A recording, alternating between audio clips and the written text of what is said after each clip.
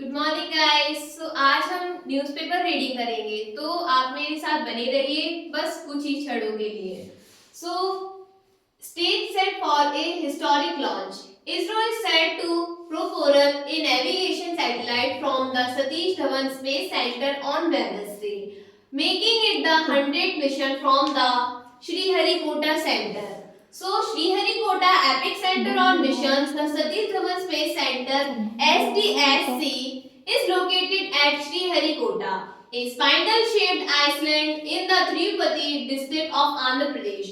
The island was chosen in 1969 and for setting up a spaceport because of a good launch in azimuth corridor for various missions nearness to the equator benefiting eastward launches and a large uninhabited area for a safety zone.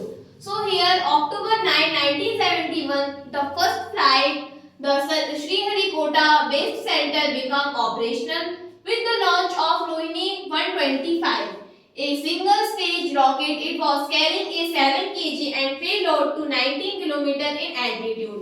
The rocket was used in testing and perfecting various techniques like staging, disc system, separation device, and the clustering. It was also used as a booster to the weather forecasting rockets.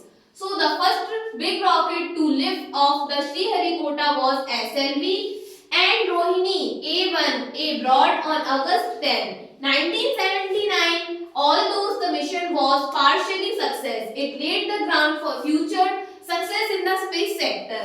So here the 100th mission, the GSLV 515, will place the NBC-02 satellite in a geosynchronous transfer orbit to make the 100th launch from the spaceport.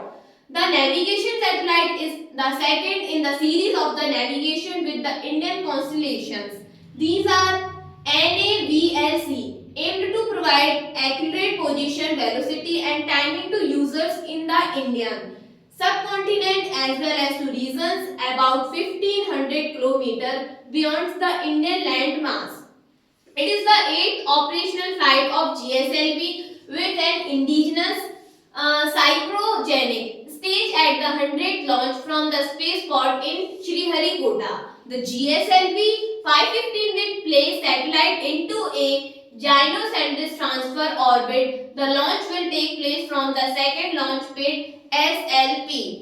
So this is all about our straight set for the historic launch 110th mission on ISRO. So thank you.